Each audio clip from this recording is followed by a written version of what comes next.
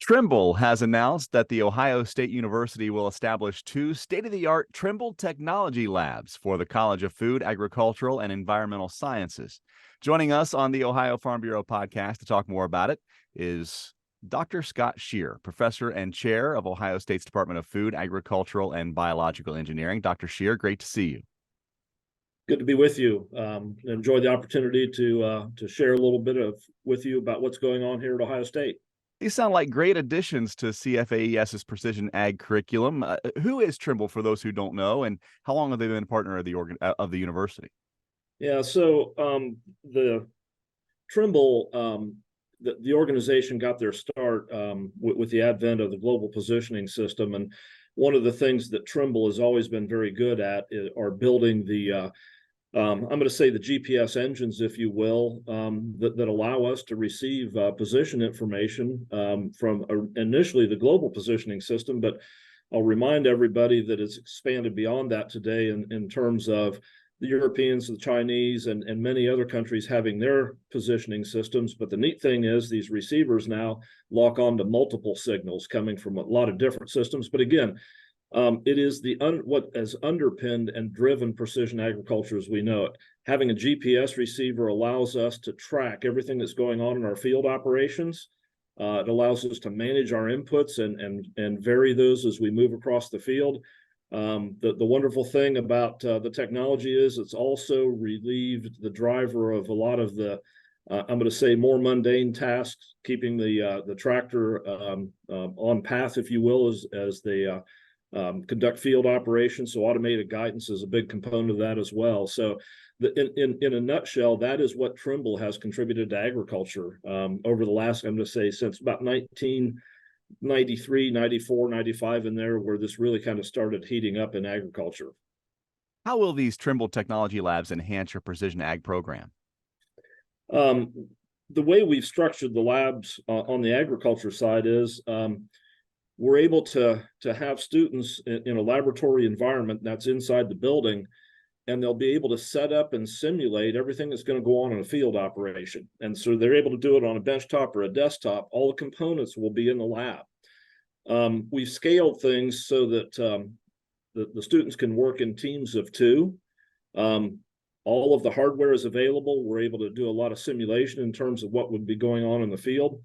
Once they feel comfortable setting up all of the technology, if you will, and there's the monitor, obviously, the GPS receiver, the auto steer, and then any of the control elements that would be on typically the implements, sprayers, planters, and things like that. Once they've done that, the next thing is we take them outdoors and we put them in an ATV that has the same complement of hardware on it.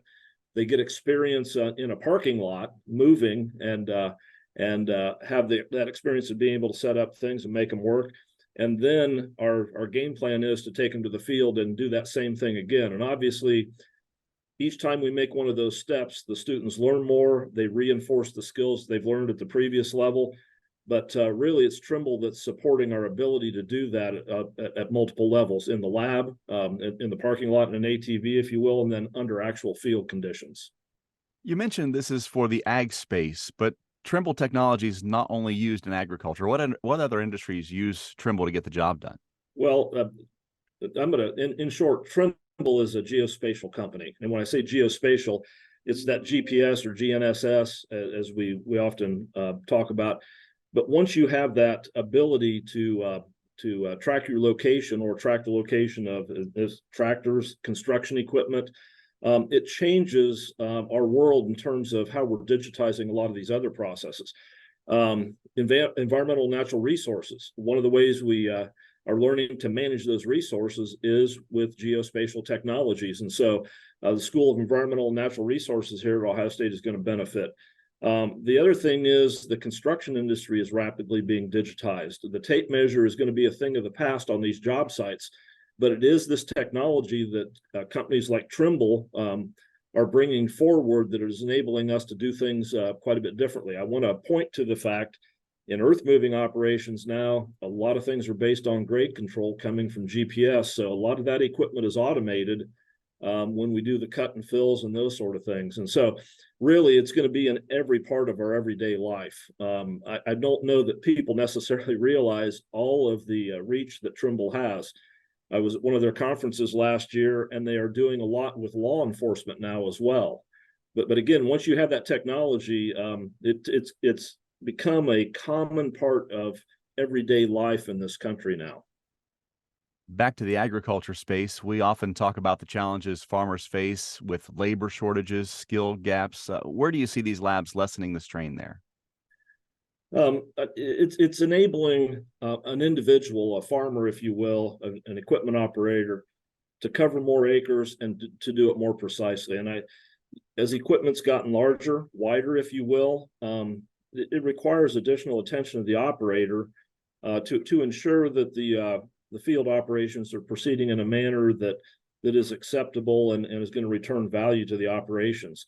Increasingly, what companies like Trimble are doing is they're taking some of the control requirements away from the human operator in that machine and allowing them to concentrate on other things. And again, as these machines become more complex, as they become bigger, larger, faster, that becomes very important so that we can maintain quality of seeding operations, quality of application operations in the case of spray application, fertilizer applications. In short, we're enabling a single human to do a lot more than they've ever done before. And that becomes critical at planting time, where we have that relatively small window in the springtime to get all those field operations done. Harvest is very similar in that regard as well. So we're going to see increasingly a lot of this control of these machines turned over to these automated controls, and increasingly the human operator, if you will, is going to be there to monitor the operations. And in the not too distant future, we'll be removing that operator from the field environment as well. Is there an aspect to these labs to emphasize the types of careers that are available now and where this technology is going to be going as far as the workforce standpoint is concerned? Yeah, and we talk a lot about this, and one of the problems that a lot of our agricultural producers are experiencing is the ability to attract qualified labor, especially in rural areas of this country. The problems are a little bit more acute as you move further west in this country, but that's not to say that farmers in the state of Ohio are not having problems either. I think what we're going to be able to do is entice, because of the technologies, entice some young people to remain in rural parts of our countries, because they're going to have jobs. They're going to be, I'm going to characterize as good paying jobs, challenging jobs. It's going to change that dynamic in rural America as we begin to, and I'm sorry for this, but as we begin to automate, okay, there's going to be a lot of new opportunities. I think about the build out of broadband. I think about connecting all of the equipment that's on these agricultural fields, but I'm also beginning to talk about how we're going to automate the fields, which is another whole level of, I'm going to say, challenges as well as opportunities. When will these Trimble Technology Labs be ready to go? We're as most people might guess, supply chain is still a bit of an issue. We're in the process of doing some renovation of the labs, both on the Worcester and Columbus campuses. A lot of it's just interior finishes, paint, carpet, and things like that. We hope to have all that done in the next couple of months. What we're really waiting on right now are some of the, we're ordering some furniture and some things like that to kind of flesh out the labs. And we're beginning to receive equipment from Trimble as well at this point in time. So it's a work in progress. We had hoped to have a ribbon cutting, probably to coincide with homecoming here at Ohio State. Those are our tentative plans at this time, as long as they don't get changed by some of the supply chain issues. Technology and agriculture moving at a fast pace, but the Ohio State University keeping up with all those changes and making sure those students there at campus are going to be ready for what's ahead as far as agriculture technology is concerned. Dr. Scott Shear, Professor and Chair, Ohio State's Department of Food, Agricultural, and Biological Engineering. Thank you, sir. Thank you, Ty. Appreciate the opportunity. Here in our state, there's an energy at work, a drive to help people live healthier lives with confidence. But it can't be done alone. That's why our healthcare, business, and community leaders have joined together to help people here feel more empowered by their healthcare, leading to improved long-term health and savings. A health plan for small businesses in the agricultural industry was created by the Ohio Farm Bureau Federation. It provides members the tools, resources, and financial protection to feel confident in their healthcare decisions. By sharing responsibilities, we help build healthier employees and communities, driving down costs, connecting members digitally to Anthem's diverse network of local resources, participating in health literacy, easing administrative burdens. Joining the plan means you're part of making healthcare work better, giving people the confidence to make anything possible. To learn more about how the plan can work for your business, visit our website or call your broker or Anthem sales representative. Find out how Nationwide Agribusiness can help you grow your business. Get to know the people with the experience and knowledge to help you. Whether you are looking to protect your farm or ranch from the ground up, or need someone who understands your changing commercial ag needs. Find out how to better manage the risks of your ag business, or how quickly you can get back to business. Learn how you can protect your next with Nationwide on your side. Welcome back to the Ohio Farm Bureau podcast. I'm Ty Higgins.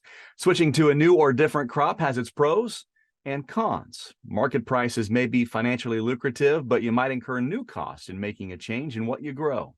According to our next guest, Nationwide risk management consultant, agronomist, and farmer Derek Homer, don't take the decision lightly and consider how you manage risk if you're thinking of making a change.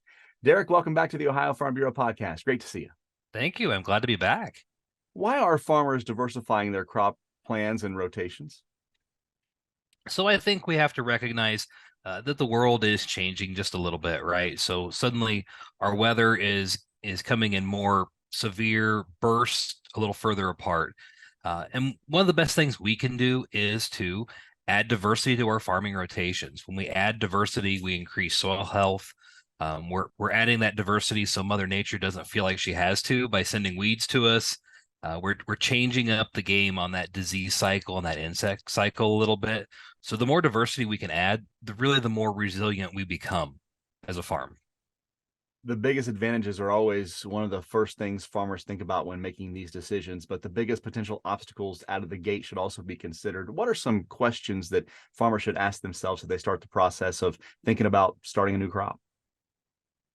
Yeah, so I think the first question I have to ask is there a local market for this new crop? What am I going to do with it? So for my part of the world, oats is a crop that I'm constantly thinking about, right? And I think in Ohio, I think you're only growing 40,000 acres of oats a year. And so you turn the century, everybody grew oats because they had to have them for their draft horses. And one of the struggles why I think we walked away from growing oats in a lot of cases, and I'm just using oats as a poster child, right, is when they had trouble growing good, heavy test weight oats. Well, I have tools at my disposal that my great grandfather didn't have. So I think I have to relook at some of these new crops like these cereals. So let's say I decide, you know what, I'm going to grow 200 acres of oats this year. I know it's good for the soil and everything. Where am I going to sell those oats? Do I have a feed mill that I can sell them to? And is that feed mill close by? If I have to start trucking these oats 300 miles, well, maybe the economics aren't quite there. Maybe it's a cover crop seeding company or something like that. So finding that local market before I decide to make the plunge and grow that crop is probably a good, safe question and thing to do. The next question I would have to ask myself is, do I have the equipment to do this, right? So I might get really excited and say, I'm a corn and soybeans farmer and I really want to start growing cantaloupe. Okay. Do I know enough about cantaloupe to start growing? Do I have the equipment that I need to go ahead and start doing something like that? So that is a part of the equation, right? So if I have to make a huge investment in my equipment to move to a different crop like that or add on my rotation, are the economics there to go ahead and make that investment? And then, of course, you talk about revenue with a different crop, financial capacity, adequate labor. Those are all pretty serious considerations. Yeah. So one thing that we've looked a lot at doing on our farm is we had some end rows and we had some waterways in some areas that really weren't producing from a corn and soybean standpoint. So what we did was we seeded them to alfalfa, and alfalfa might be a new crop for you, right? And this year, I know that I keep track, and the end rows and basically the areas that really weren't producing much produced about 80 ton of alfalfa for us. And so I go ahead and I square bale that, and then now I have a marketable product. And so I've got alfalfa, and it's a perennial forage, and it's got roots that are going down deep into the soil. It's helping with water exchange. It's building up the soil, and at the same time, I now have this marketable product that at the same time makes my corn and soybeans rotation easier because I don't have to put the end rows on. I don't have to worry about washing and so on and so forth. The other portion of this alfalfa question or this new crop question is, like we talked about, labor. If I'm going to decide that, hey, I'm going to go seed 100 acres of alfalfa, that's a lot of alfalfa. Even 20 acres can be a lot. Can I get the labor to put up that alfalfa? If my intended market is to make these square bales and sell them to, I'm pretty close to a metro area, so there's a lot of recreational equine facilities around me. And if I'm going to sell this alfalfa to them, I'm going to have some labor. So evaluating what that labor standard is and what's potential, and maybe I don't need the hands, maybe I need a skid loader with a grapple on it or something. But evaluating all that is all part of that equation. You say that even if a farmer answers yes to all of those initial questions, they need to think a little more specifically about the details of their own farm, right? Yeah, absolutely. It's just about it's a hard conversation to have because I don't know your farm and I don't know your situation. And, Ohio's got 400 soil types. So I don't know what the soils are on your farm, but it's really just kind of about weighing out, do I have the market? Do I have an opportunity? Do I have what I need to make the change? Can I make that investment? And what makes sense? Maybe your alternative crop is wheat, right? We could increase our wheat acres, and wheat straw is fantastic for the soil with a carbon to nitrogen ratio as wide as it is. Maybe it's apples, maybe it's cabbage, maybe it's some sort of hemp, maybe it's pollinator for bees or something like that. So what fits on your farm is really your individual decision to kind of work your way through. How should risk management be considered in these decisions? So a couple things that I would mention, one and of course we're not selling crop insurance, but I'll say the crop insurance is now covering double crop on a lot of counties, particularly in Ohio. So that's an option. You can talk with your crop insurance agent about how you can insure the second crop or this alternative crop that you're going to grow. I like to think through and start with this alternative crop in smaller acreage. So maybe I just dip my toe in this year. So I've got a couple acres, or maybe I do 10 acres or whatever it is. So until I get the hang of this new crop and figure kind of the nuances to that, I'm just going to kind of dip my toe in and be really cautious. I'm going to call other people that have grown this crop and find out what they know about it. Our extension services are fantastic resources for looking at some of these new alternatives. They work well. Anything I can do to find more information about this as I'm thinking through this long-term plan. Where does your nationwide farm certified agent come into play here? Any kind of new equipment purchases that you're making. Maybe you're changing up your storage. You've got a different crop and you're going to keep it in your grain bins and you need to modify the storage or at least maybe do a little bit more research. You're going to want to make sure that you're in really good communication with them so that they know the changes that you're making on your farm and what coverage changes may need to follow. Derek Homer, he is a nationwide risk management consultant and agronomist farmer in Iowa, joining us on this Ohio Farm Bureau podcast. And of course, you can visit aginsightcenter.com for all the resources and more expert tips on trending topics to help you run a successful business and maintain the safety of your operation. Derek, always great to see you. Thanks for the information. Thank you.